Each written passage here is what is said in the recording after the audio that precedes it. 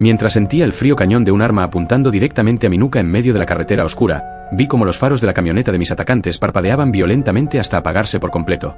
Fue en ese maldito segundo de oscuridad absoluta cuando una figura esquelética de 3 metros de altura emergió de la nada, bloqueando el camino y congelando el ambiente a varios grados bajo cero.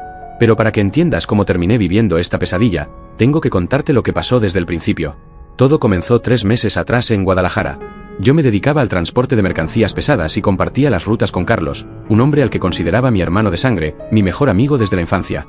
Carlos pasaba por una racha económica terrible, acumulando deudas con gente muy peligrosa de la zona, y yo, en mi afán de ayudarlo, cometí el error de meterlo a trabajar conmigo en los fletes más importantes y cotizados de la empresa. Lo que yo no sabía era que la desesperación de Carlos ya había corrompido su alma por completo.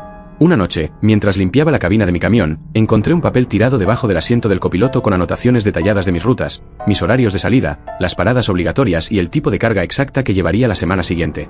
No le di importancia en su momento, pensando que eran simples apuntes de logística para el viaje, un error que casi me cuesta la vida.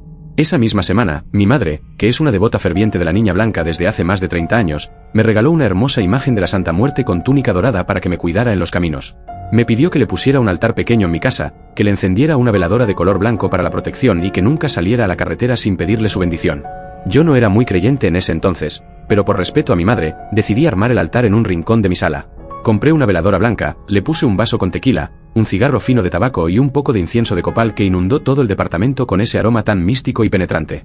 Al encender la mecha, le pedí de corazón que si realmente tenía el poder de protegerme, me diera una señal clara antes de mi próximo viaje al norte.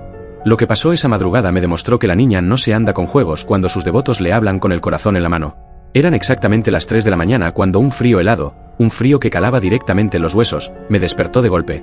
Sentí una opresión horrible en el pecho, como si alguien estuviera sentado encima de mí impidiéndome respirar. Me levanté de la cama temblando y caminé hacia la sala para revisar las ventanas, pensando que se habían quedado abiertas, pero todo estaba cerrado.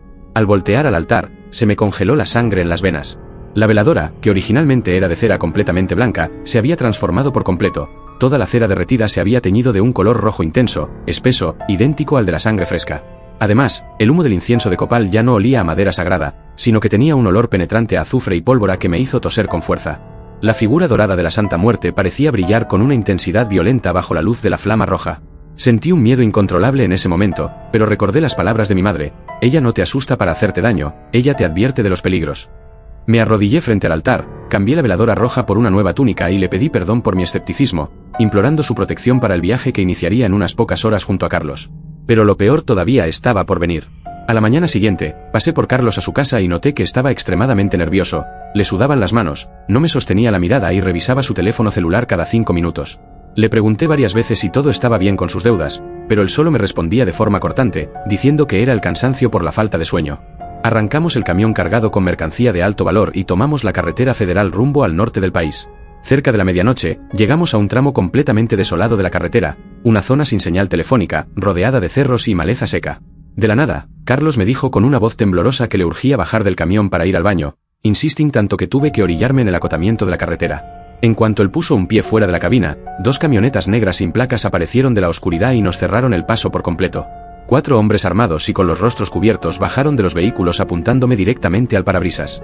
Vi con horror cómo Carlos caminaba tranquilamente hacia uno de los hombres armados, le daba la mano y recibía un fajo de billetes gruesos. Mi mejor amigo, el hombre al que metí a trabajar para salvarlo de la ruina, me había vendido con un grupo de asaltantes de caminos para que me quitaran la carga y me desaparecieran en el desierto. Me bajaron a golpes del camión, me tiraron al suelo de rodillas sobre la tierra seca y me pusieron la boca de una pistola en la nuca. Carlos ni siquiera tuvo el valor de mirarme a los ojos. Se subió a la cabina del camión listo para llevárselo y dejar que sus nuevos socios terminaran el trabajo sucio conmigo. Cerré los ojos con fuerza, aceptando que ese era mi fin, y en mi mente solo alcancé a gritar: «Madre mía, Niña Blanca, no me dejes solo». Fue en ese instante exacto cuando el tiempo pareció detenerse por completo. Los faros de las camionetas y el camión comenzaron a parpadear hasta apagarse, sumergiéndonos en una negrura absoluta. Un viento huracanado comenzó a soplar de la nada, levantando polvo y secando la vegetación alrededor. El sujeto que me apuntaba soltó un grito de puro terror y dio 2 pasos hacia atrás, tropezando con las piedras del camino. Al abrir los ojos, vi la silueta esquelética más imponente y majestuosa que se puedan imaginar. Era una manifestación física de la Santa Muerte, vestida con un manto negro y rojo que ondeaba con el viento, sosteniendo una guadaña plateada que brillaba con luz propia en la oscuridad. El frío en el lugar era tan intenso que exhalábamos vapor por la boca. Los delincuentes, aterrorizados ante la presencia de la muerte misma, comenzaron a disparar sus armas como locos, pero las balas caían al suelo antes de tocar la sombra.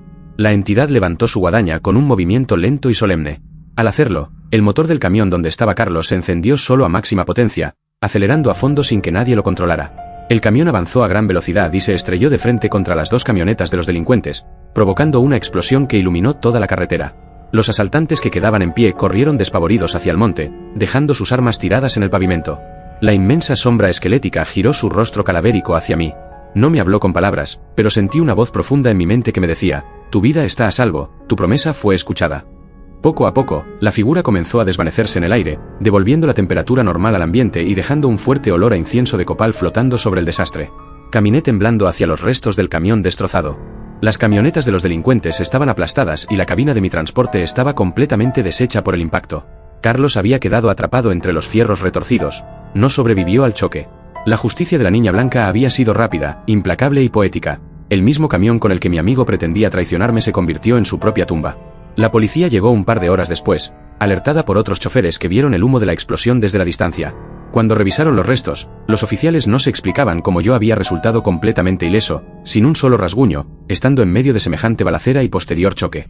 Yo solo guardé silencio y toqué el amuleto que llevaba en mi cuello. Hoy en día, tengo un altar mucho más grande y digno para mi niña blanca en mi nueva casa. Aprendí a la mala que el mundo está lleno de envidia y traición, incluso por parte de quienes consideramos nuestros hermanos, pero también aprendí que cuando te encomiendas con fe y respeto a la Santa Muerte, no hay bala, enemigo ni traición que pueda alcanzarte. Ella cumple. Ella protege y ella siempre hace justicia por sus hijos devotos. Desde ese día, jamás salgo a trabajar sin encenderle su veladora y agradecerle por la vida que me devolvió en aquella carretera oscura. Sé que muchos pensarán que estoy loco o que todo fue una alucinación por el susto, pero yo sé perfectamente lo que vi y quién me salvó. ¿Ustedes creen que fue una simple coincidencia o realmente la niña blanca bajó para protegerme de la traición? Cuéntenme en los comentarios si alguna vez han sentido su protección.